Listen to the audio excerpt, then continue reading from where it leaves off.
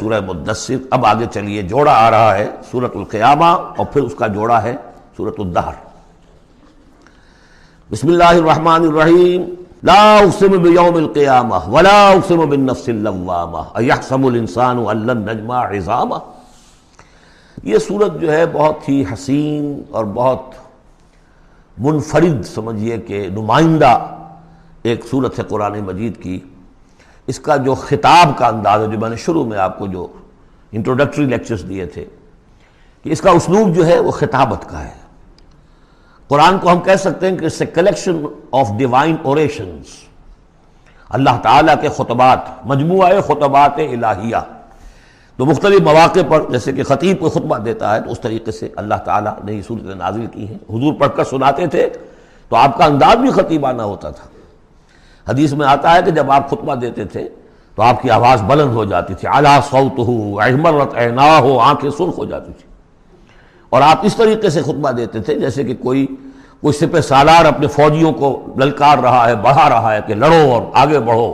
یہ انداز ہوتا تھا. تو اس طرح کا خطبہ اس میں آپ دیکھیں گے ابھی بات ایک طرف ہو رہی ہے، ابھی کسی اور طرف ہو گئی، کبھی کسی تحویل الخطاب.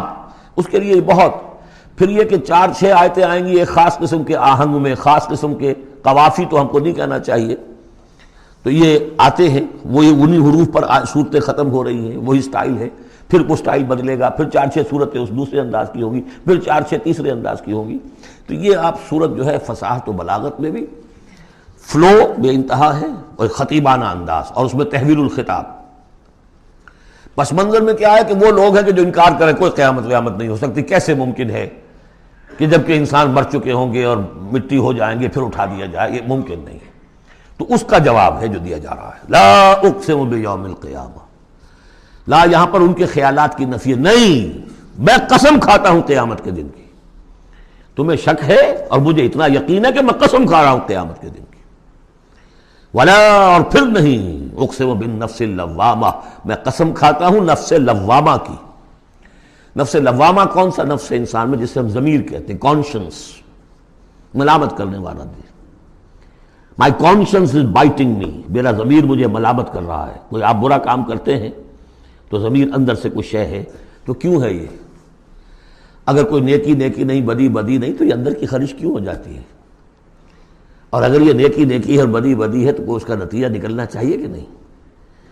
یعنی پہلی آیت جو ہے وہ تو اسی طرح کی ہے جیسے سورہ تغابن میں ہم نے پڑھا تھا، قل بلا وربی لتبعثن ثم لتنبؤن بما عملتم. اس میں دلیل کوئی نہیں ہے، اذعان ہے. ایک شخص اپنے یقین کو دلیل کے طور پر پیش کر رہا ہے، اور یہ اس پر سارا دار و مدار ہے. کون شخص ہے ایسا شخص کہ جس سے کبھی کوئی جھوٹ کا تجربہ کسی کو نہیں ہوا، وہ کہہ رہا ہے. سیرت و کردار جو ہے محمد رسول اللہ کی، وہ گویا کہ دلیل کی حیثیت رکھتی ہے اس قول کے پیچھے. لا اقسم بیوم القیامہ ولا اقسم بالنفس اللوامہ. یہ تمہارے اندر موجود ہے قیامت کی دلیل، تمہارا ضمیر، تمہارا کانشنس. ایحسب الانسان ان لن نجمع عظامہ. کیا انسان یہ گمان کرتا ہے ہم اس کی ہڈیاں جمع نہیں کر سکیں گے؟ بلا قادرین، کیوں نہیں، ہم پوری طرح قادر ہیں.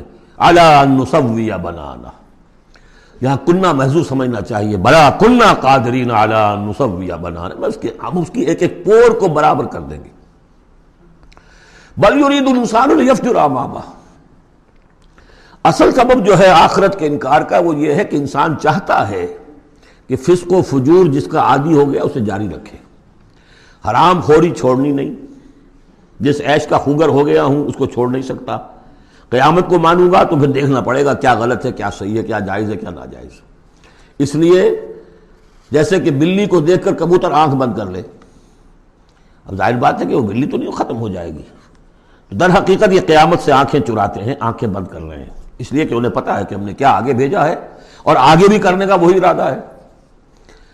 بل یرید الانسان لیفجر امامہ یسأل ایان یوم القیامہ. پوچھتا ہے بڑے استہزائی انداز میں، اچھا جی کب ہوگا یہ قیامت کا دن؟ تو جواب بھی اسی انداز میں ہے، یوم ہم علی النار یفتنون کی طرح. فرمایا فاذا برق البصر، جب وہ قیامت آئے گی نگاہیں چندیا جائیں گی. خسف القمر، چاند بے نور ہو جائے گا، یا یہ کہ چاند دھس جائے گا سورج کے اندر. وجمع الشمس والقمر، اور سورج اور چاند یکجا کر دیے جائیں گے. یہ جو ہے کشش ثقل کا جو باہمی ثقل ہے ان کروں کا، اس کے نظام میں ذرا سی کہیں گڑبڑ ہو اور پھر تو یہ سب کے سب ایک دوسرے سے ٹکرائیں گے۔ فَإِذَا بَرِقَ الْبَصَرُ وَخَسَفَ الْقَمَرُ وَجُمِعَ الشَّمْسُ وَالْقَمَرُ يَقُولُ الْإِنسَانُ يَوْمَئِذٍ أَيْنَ الْمَفَرُّ، یہی انسان اس دن کہے گا ہے کوئی جگہ بھاگ جانے کی؟ کلا، نہیں، لا وزر، کوئی ٹھکانہ نہیں ہے۔ اِلَىٰ رَبِّكَ يَوْمَئِذٍ الْمُسْتَقَرُّ، اس دن تو تمہیں اپنے رب ہی کے حضور میں جا کھڑے ہونا ہے۔ يُنَبَّأُ الْإِنسَانُ يَوْمَئِذٍ بِمَا قَدَّمَ وَأَخَّرَ، اور جتلا دیا جائے گا انسان کو اس دن جو کچھ اس نے آگے بھیجا ہوگا، جو پیچھے چھوڑا ہوگا۔ ہم اعمال نیک ہوں یا بد ہوں، اس کا کچھ حصہ آگے بھیج دیتے ہیں اپنی زندگی میں، کچھ اس کے پیچھے جو اثرات چلتے ہیں اس کا حساب بھی بعد میں جاری رہتا ہے۔ وہ ڈیبٹ کریڈٹ جو ہے ہمارے کھاتے میں ہوتا رہے گا۔ تم نے یہ نیک کام شروع کیا تھا، آگے آگے پھیل رہا ہے، تو جو اور اس کام میں شریک ہے ان کا اجر بھی رہے گا، وہ پورا رہے گا، ان کے اجر میں سے کمی نہیں ہوگی، لیکن اتنا ہی حساب آپ کے کام میں بھی درج ہوتا رہے گا۔ اسی طریقے سے کسی نے برا کام شروع کیا تھا، جب تک جہاں تک اس کے اثرات جائیں گے تو انسان کو بتا دیا جائے گا یہ تو آپ نے اپنی موت سے پہلے آگے ہی بھیج دیا تھا، یہ تو آپ کے وہ اعمال ہیں، اور یہ ذرا وہ ہے پیچھے اس کے جو اثرات ہیں۔ بل الانسان علی نفسہ بصیرہ، اور انسان کو تو جتلانے کی ضرورت بھی نہیں ہوگی کہ بتایا جائے، ہر انسان کو خود معلوم ہوگا کہ میں کتنے پانی میں ہوں۔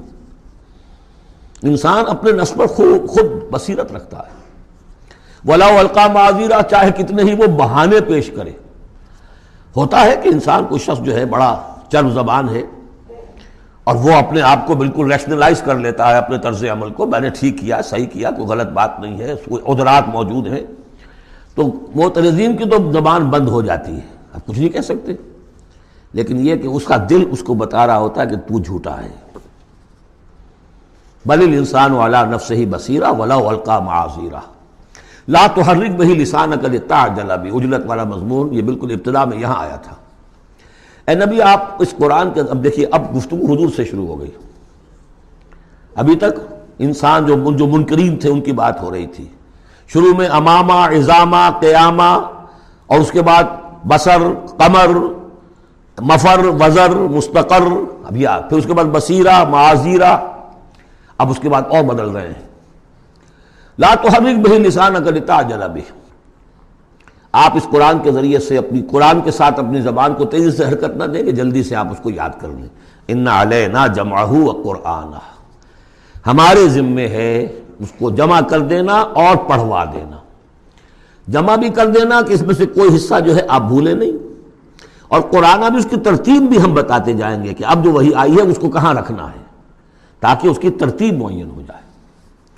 فَإِذَا قَرَأْنَاهُ فَاتَّبِعْ قُرْآنَهُ، پھر جب ہم پڑھوائیں اس کو جس ترتیب سے، اسی کی پیروی کیجیے گا۔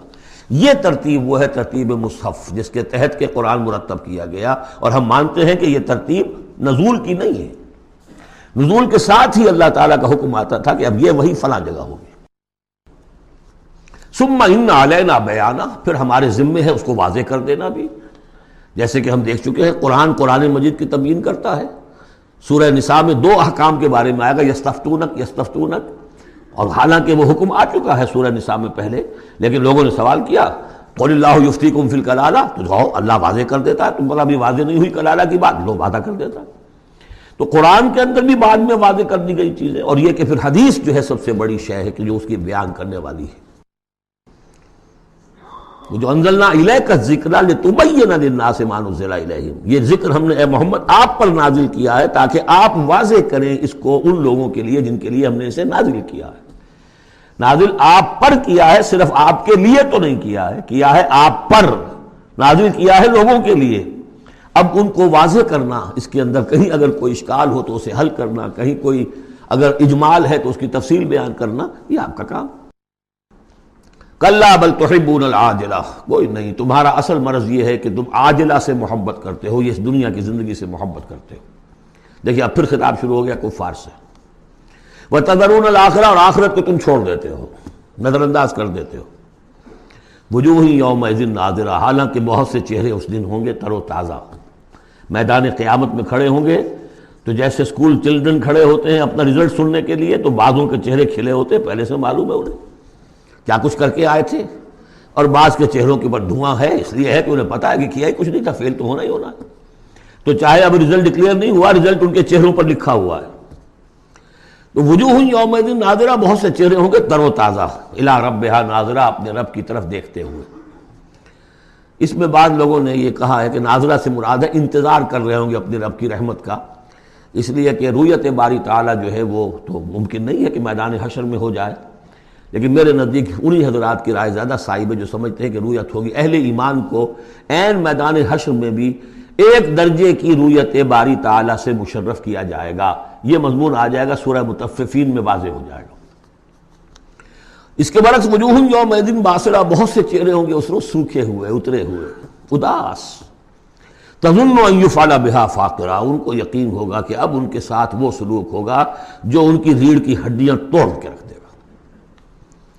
کلا اذا بلغت التراقی، اب ایک نقشہ دکھایا جا رہا ہے. ایک تو بڑی قیامت ہے، فاذا برق البصر وخسف القمر وجمع الشمس والقمر یقول الانسان یومئذ این المفر. ایک تو وہ ایک قیامت ہے جو فرد کی قیامت ہے، موت جب آتی ہے، قیامت صغریٰ. کلا اذا بلغت التراقی، جب یہ جان آ کے پھنس جاتی ہے ہنسلیوں میں. وقیل من راق، کہا جاتا ہے کوئی جھاڑ پھونک کرنے والا. بڑے بڑے ریشنلسٹ بھی اس مرحلے پر آ کر، بابا ڈاکٹروں نے جواب دے دیا، حکیموں نے جواب دے دیا، چلو کوئی تعویذ گنڈا کچھ ہو کہیں سے، کوئی جھاڑ پھونک کوئی تو ہو، کسی طریقے سے ہو. تو آخری درجے میں وہ بھی انسان چیخ پکار کر لیتا ہے. قیل من راق، ہے کوئی جھاڑ پھونک نہ کرنے والا. وظن انہ الفراق، اور گمان ہو گیا اس کو کہ اب تو فراق ہے، جانا ہے. یہ گھر بھی چھوڑنا ہے جو بڑے چاؤ سے بنایا تھا، اور یہ آل اولاد کو بھی چھوڑ کر جانا ہے. والتفت الساق بالساق، اور وہ جو جان کندنی کا عالم ہوتا ہے تو پنڈلی پنڈلی سے لپٹ رہی ہے، جان نکلنی شروع ہوتی ہے جسم کے نچلے حصے سے. الی ربک یومئذ المساق، اس دن تو تمہیں اپنے رب ہی کی طرف دھکیلے جانا ہے. پھر بدل گئے قوافی. فلا صدق ولا صلی، تو نہ اس نے تصدیق کی نہ نماز پڑھی. ولکن کذب وتولی، بلکہ جھٹلا دیا اور پیٹھ موڑ لی. تصویر لفظی ہے جو نقشہ اس وقت ہوتا تھا. ثم ذهب الی اہلہ یتمطى، اور پھر چلا اپنے گھر والوں کے پاس اکڑتا ہوا جا رہا ہے. حضور کی بات کو تو نظر انداز کر دیا. امشو، چلو چلو یہاں سے. واسبروا علی آلہتکم، صبر کرو، جا کے جمے رہو اپنے آلہہ پر. ذهب الی اہلہ یتمطى اولیٰ لک فاولیٰ ثم اولیٰ لک فاولیٰ. افسوس ہے تجھ پر، اور افسوس ہے تجھ پر، اور پھر افسوس ہے تجھ پر، اور پھر افسوس ہے تجھ پر. ایحسب الانسان ان یترک سدی، کیا انسان یہ سمجھتا ہے کہ اسے یوں ہی چھوڑ دیا جائے گا؟ کوئی باز پرس نہیں، کوئی حساب کتاب نہیں، کوئی جواب طلبی نہیں، کوئی اجر نہیں، کوئی سزا نہیں، کوئی جزا نہیں. الم یکن نطفۃ من منی یمنی، کیا نہیں تھا وہ ایک گندے پانی کی بوند جو ٹپکائی گئی. ثم کان علقا، پھر وہ ایک جوک کے مانند تھا کہ جو رحم مادر کے دیوار کے ساتھ چمٹی ہوئی تھی. علقۃ فخلق فسوی، پھر اسی کو اس نے بنایا، اسی میں نقش و نگار بنا دیے، اسی میں آنکھیں آ گئیں، اسی میں کان آ گئے، اسی میں کیا کیا بنایا. فی ظلمات ثلاث، تین پردوں کے اندر. فجعل منہ الزوجین، اسی سے بنا دیے، کسی کو نر، کسی کو مادہ، کسی کو مؤنث، کسی کو مذکر. الیس ذلک بقادر علی ان یحیی الموتى، عقل کے اندھو یہ سوچو، وہ ہستی جو یہ سب کچھ کر رہی ہے وہ اس پر قادر نہیں ہوگی کہ مردہ کو زندہ کر دے. جو تمہارا مشاہدہ ہے گندے پانی کی ایک بوند سے، افلاطون بھی اسی سے آ گیا، اور بقرات بھی، اور سقراط بھی، اور ظاہر بات ہے انبیاء بھی وہیں سے آئے ہیں. کہاں سے آئے ہیں؟ ایک ہی استثناء ہے نا حضرت عیسیٰ علیہ السلام کا، باقی تو سب کہاں سے آئے؟ وہیں سے آئے. سارے اولیاء اللہ کہاں سے آئے؟ وہیں سے آئے. گندے پانی کی بوند، اس سے کیا کچھ وہ بناتا ہے. تو تمہارا یہ خیال ہے کہ وہ مردہ کو زندہ نہیں کر سکے گا، اتنا عاجز ہو گیا. افعینا بالخلق الاول بل ہم من خلق جدید. اس کے بعد جیسا کہ یہ سوال ہے، بلا کیوں نہیں؟ پروردگار یقیناً الیس ذلک بقادر بلا نشہد انک قادر علی ان تحیی الموتى، ہم اس پر گواہ ہیں.